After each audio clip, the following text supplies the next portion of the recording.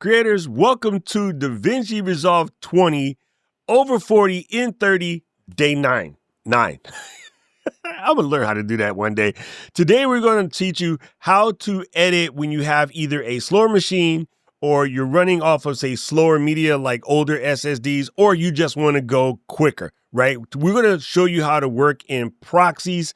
And let me start by explaining what Proxy is, because some of you will know this, some of you guys are brand new. In a nutshell, Proxy is a lower res version of your original media that's just easier to cut because you made it smaller. So for instance, I shoot a lot of things in 4K 30 or 4K 24, and you got things coming everywhere from sort of like action cams or my Osmo Pocket, which is already packed, or, you know, the other portable cameras. And most of them are shooting like 4K 60, 4K 120. You have your phone footage, which a lot of times I'm shooting in ProRes. And so when you come up with these larger files and you're, say, working in a slower machine, or like I'm going to do a lot of editing on my iPad, so I want to move quick. Also, this is going to help me do some cloud storage, which means I can throw things up in the cloud and I can see if Luis can see them or check out an edit or something of that nature. So a proxy just basically makes a smaller version of your original media that you can just edit faster. Okay, so that's the best thing to do it. Now, there's two ways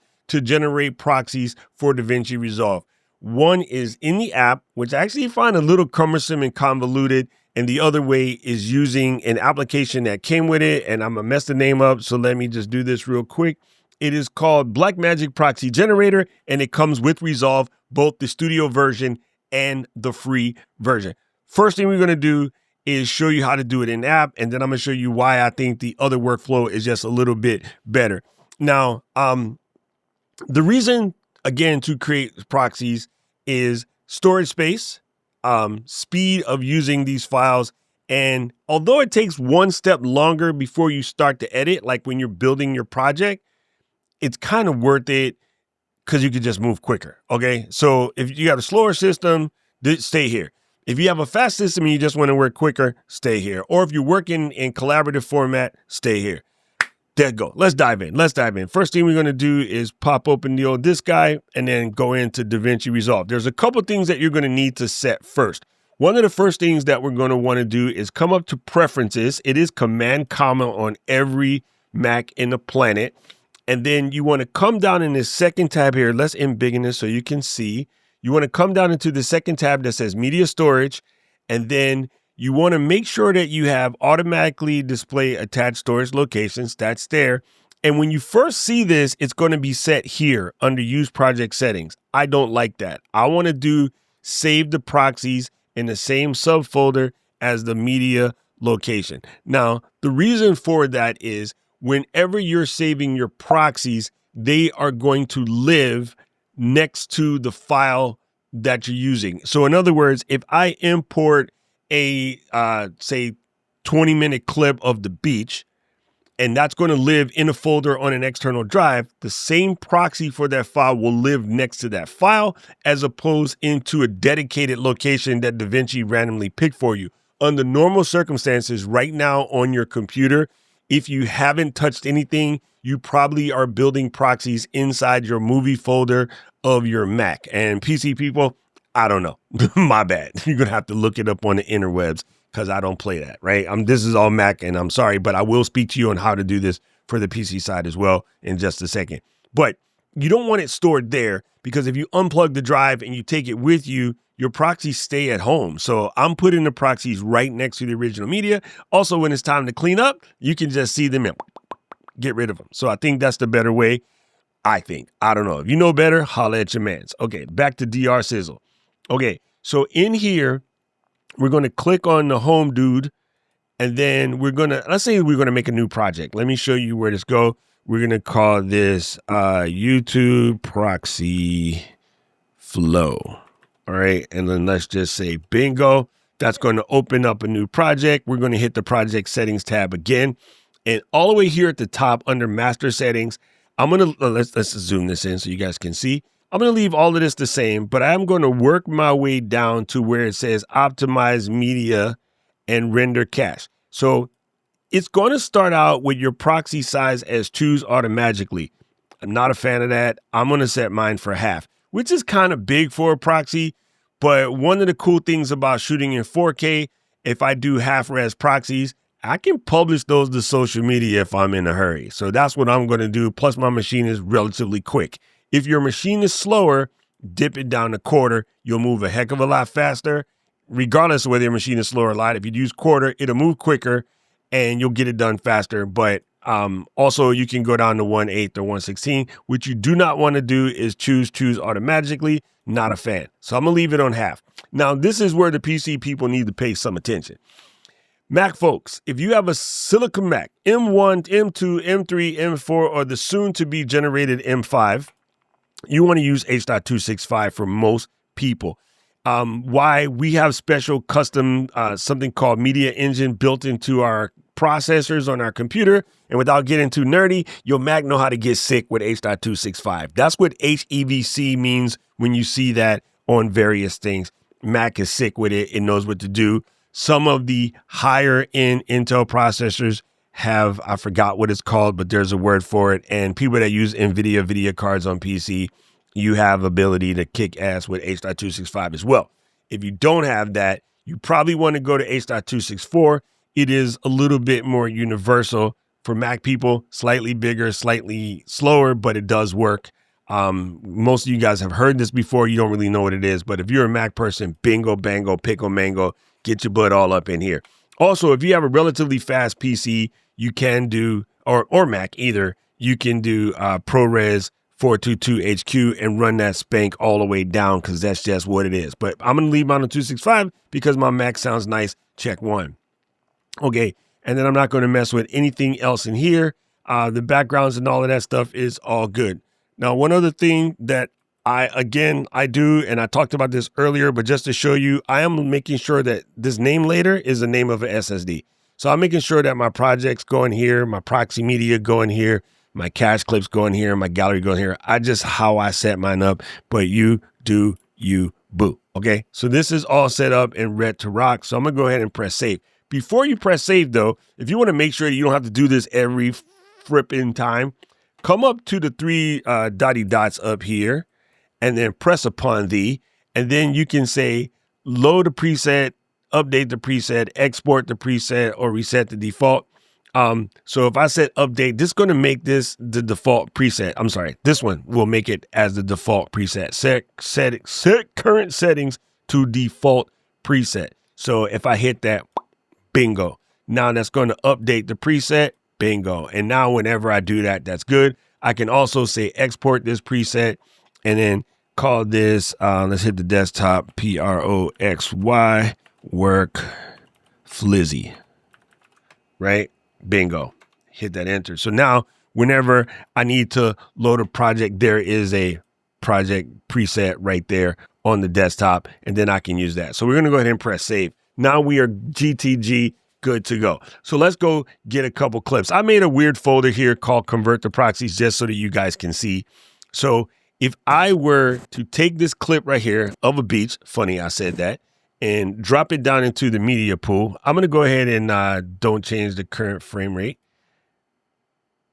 All right. And so now if I were to right click upon you'll see where it says generate proxy media. Now, before I do that, actually, let's go ahead and do that. This is going to take a split second. Actually, I lie. It's going to take a minute. Let's print that. And so what it's doing is the computer is calculating what these proxy look like. Okay. So it says it's going to take 3 minutes and some odd change. In the meantime, we will dip back into the old eCam flow so that we can talk about something else while we're doing that. And I'll see if it speeds up any faster. Of course, this will probably be a heck of a lot quicker if I were doing this while I'm not recording a video. Anyway, I'm just moving the window where I can see what's popping. Brand new whips just hopped in, songs in the top 10. Actually, it's already down to 2 minutes. Like it's actually cooking with Pam. So again, what this is doing is making a smaller version of this file that I can use to edit. Now, this is going to be dope for me because in yesterday's video, I showed you how to set this up for Blackmagic Cloud. Love when you have a senior moment mid-video recording. So this is going to allow me to take these footages and move them to the cloud and be able to edit them on my iPad. Because again, I'm going to be in an airplane And my airplane comes with Skylink, and it's actually about 500 by 500 up in that piece. Like, it's pretty quick, so I'll be able to just edit my sauce up there. Also, I am working on an external drive, so I could take, SSD and get sick with it there. All right, so looking back at this guy, it says it's going to take about 1:54. I will fast forward this part of this rather than you guys listening to me wax rhapsodically. But while we're waiting, this is a good time, if you are not, to go and hit that subscribe button, hit the like button, and ring the notification bell so you never miss when I make another one of these videos. And I got 20 more days to go, technically 21. I got 21 more days to go until we finish this whole DaVinci Resolve wrap up. So I'd like you to be here. Okay, we are now finished those proxies. So let's come back in, and it actually did that. Hey, what happened to my clip?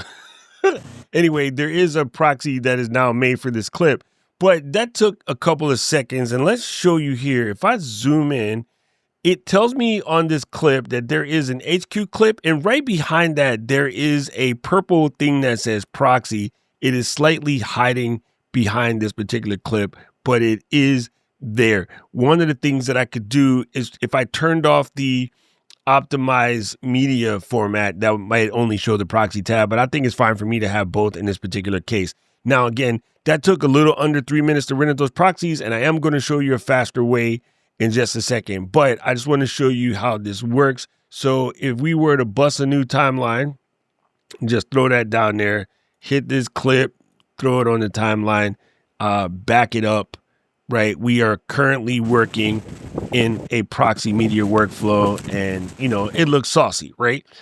When and if time comes that I am done and I'm ready to switch this back to the real deal Holyfield, up under playback up here, see, that's what I have. Use optimized media. If I turn that off, the HQ thing might disappear. But you want to come down to proxy handling, and right now it's on prefer camera originals.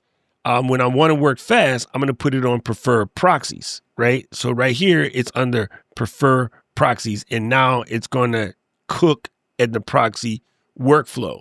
Once I am done and I'm ready to render that real deal Holyfield, you're going to switch this back to prefer camera originals. So even though you generate the proxy, if you want to make sure you're working quick, make sure you come up under playback and then go to prefer proxies. Now, if you want to absolutely be sure that you're working with the real deal Holyfield, then you're going to put on disable all proxies, and now you're working with full res media. Okay, so that's how you're going to do that there. And that's about it, except for, let me show you how to do this the way quicker way. I call it the way quicker way. So just watch this. Okay, so let's open up the Blackmagic proxy generator. Let's go. Oh, there we go. It's right there. You see right there, Blackmagic proxy generator. And that's going to open up the app. It might ask you to give permission to the folder, but we're going to navigate to the folder that we want. And I created this folder that says convert to proxies, right? So if I go ahead and select that, that's going to open it. This creates a watch folder. If you have a workflow where you always like take your media from this and move it to a particular folder on your computer, that's the folder that you would add to that watch folder. So whenever you put any footage in there, it'll automatically generate proxies when you open the app. I think that's kind of brilliant. So that's what that looks like. Let's come back over here. Let's embiggen this so you can see what's popping. Okay, so again, you can just select your format. You got H.264 8-bit 420 half res. You got 264 8-bit, that's 1080. And then you got this guy at a 265. I'm going to use 265 because my computer is quick with it. And then while that's there, it's already, my folder is there. All I need to do is say start. So let me back this out and I'll click start. And so now this is going to generate those proxies. And once they're done, you're going to have a folder with all these files in there. And all you need to do is drag them into your project. Now, I wanted to show you in the minute ago, I generated the proxy from inside the app. And if I open this, there's proxies that are generated by these. But I want you to see the size of these files. As a matter of fact, let me go grab the OG folder from name later, and then you can see sort of what it looks like when we talk about the difference in files when you're working with a proxy versus not. So let's unembiggen that bring that to about right here. And you'll see that these guys are kind of sort of in order. Not really. If we look at the first file, it went from 2.5 gigs down to 400 megs, just about. Same with the other one. They're the same size because, well, they're recorded on the same camera and two different cameras of the same thing. One's a 15 Pro Max, one's a 16 Pro Max. And then you'll see the other file that was about 700 megabytes came down to 125 megabytes. So 127. So, you're shrinking it by a lot, which is one of the reasons why it moves quicker. And if we were to try to get an idea of what that looks like. Okay, so this guy is a no. Like, that's the proxy. It's still clean, right? I still look ugly in proxy format, right? If I come over here and click the larger file. Okay, so my impressions. Like, it's the same. I mean, so if you're sending stuff to social media, depending on your camera, you might even be able to take these published proxy files and send them straight to social media. So I don't know. I don't think we need to wait to see this thing finished, but I just wanted to show you that, again, once these are done, you're going to just take the ones that are generated in that new folder location and you're going to drag those into your bin.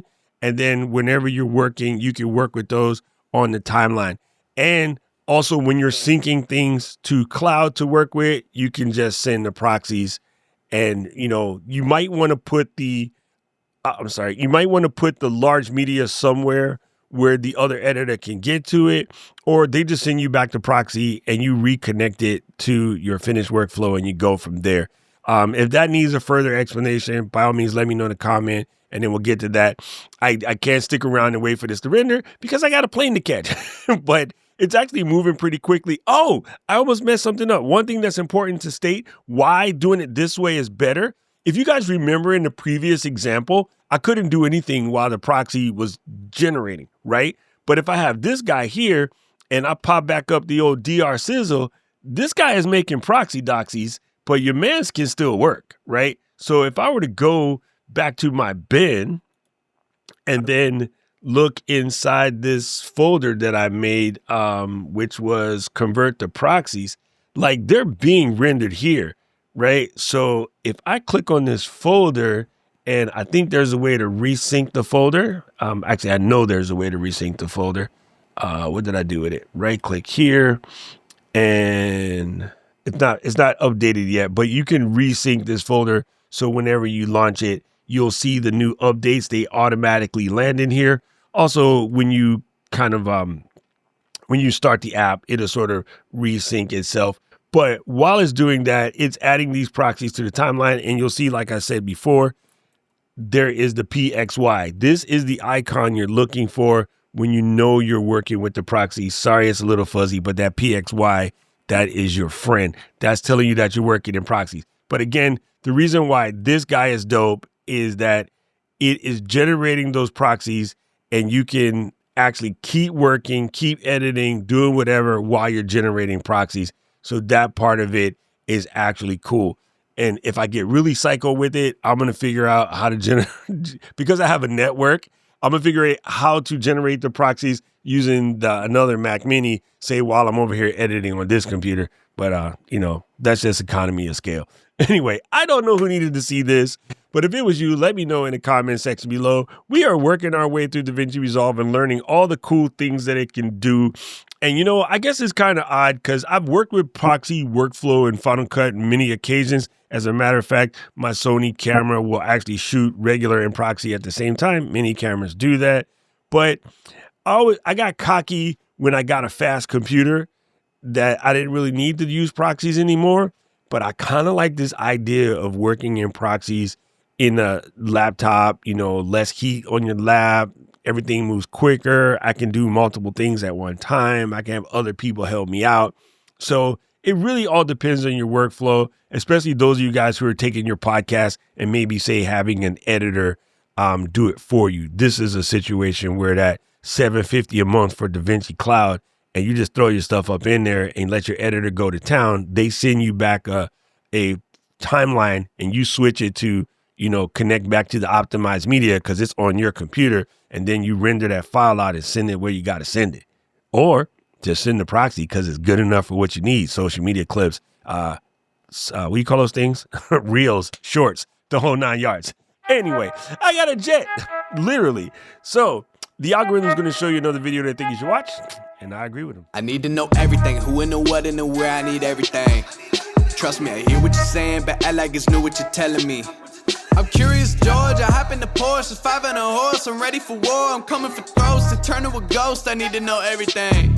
Now you be surprised at the info you get is by letting them talk, so I'm letting them talk. Gotta keep quiet, maneuver and silence the